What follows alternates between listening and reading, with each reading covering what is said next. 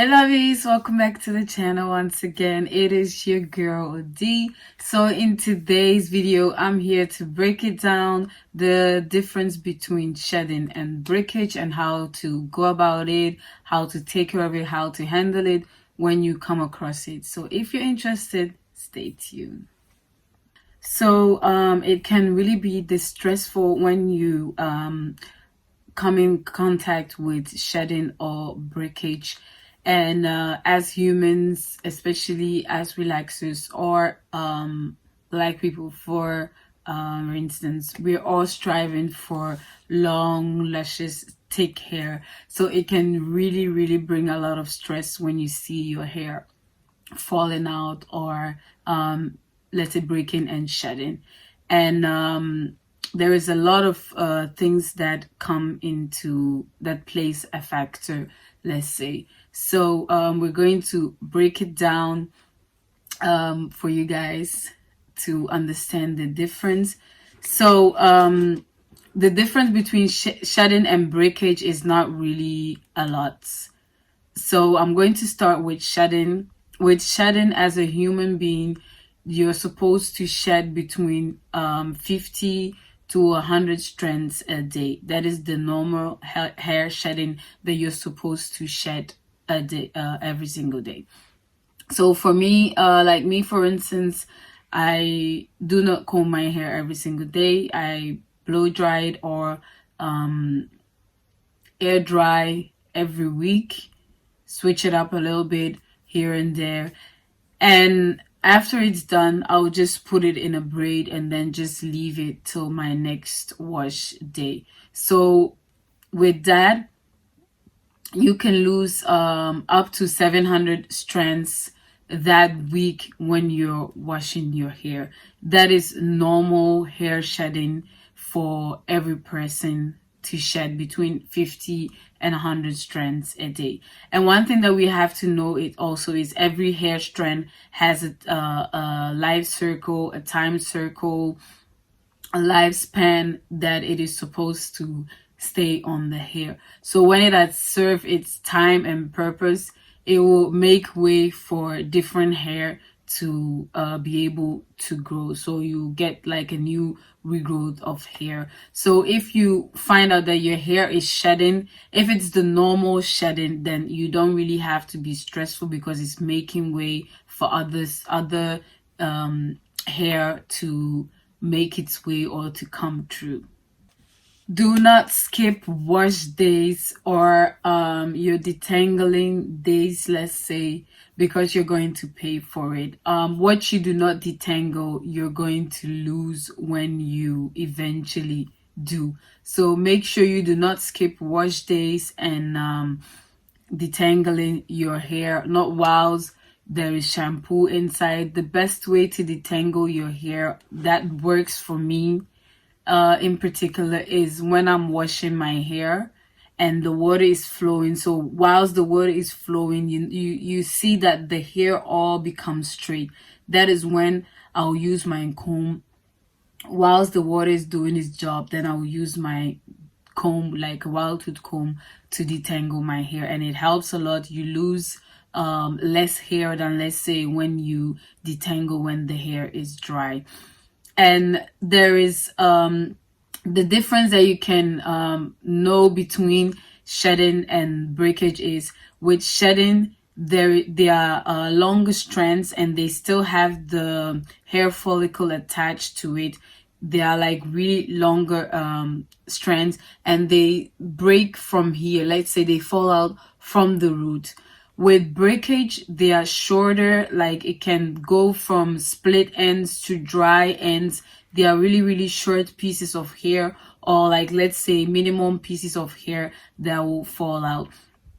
So know the difference so that you can have different treatment for it, so that you don't confuse shedding with breakage and vice versa, breakage with shedding. So shedding can also be a side effect of your daily life. So things that happen in our daily life or your body telling you that something is extremely wrong. So these are some of the factors that can play in your body or your scalp to make sure that your hair breaks or sheds. So stress is the number one factor of your hair shedding, like product buildup, oils, conditioners that are not washed thoroughly can really stress your scalp and makes your hair either break or shed as a result of those products that are build up at under the scalp. So that is why having a healthy diet is really important, because nutrients insufficiency can also cause your hair to break off, like lacking of iron, fatty acid, vitamins, biotin can all have an effect on your hair. So that is why having a healthy diet is really important when it comes to your hair.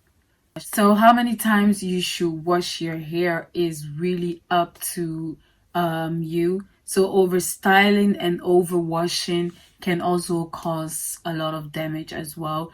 So just as we have people with dry skin, oily skin, skin that flakes off, or dry skin that peels off, it is the same with your scalp. We have people with dry hair, we have people with oily, that their scalp produce a lot of oils, and then we have people that their scalps produce a lot of flakes. So that is why you have to know your hair and know your scalp so that you can find the best product for you. So if your hair is dry, you shouldn't wash your hair with, let's say, a shampoo for somebody whose hair produce a lot of oil. If your hair produce a lot of oils, you should use products that would help prevent that from happening, even though it is good, but too much of it is also really stressful for the hair. So like people with flaky hair, like those that have dandruff, shampoos that has tea tree in it is a really good product when it comes to washing your hair. So we should check our hair and scalp often. If your hair itches more, that is your scalp and your body telling you that something is wrong. If you have scalp that produces a lot of oils and now it's really dry, that is also your body telling you that there is something wrong. So do this very often, and most of the time your scalp and your body is telling you something, but we just choose sometimes to ignore it. If you have dry hair, try it and stay away from harsh products. People with dandruff, search for products that has antifungal in it that can really regular wash can cleanse your scalp to produce healthy oils, let's say for your hair growth. If you're somebody who has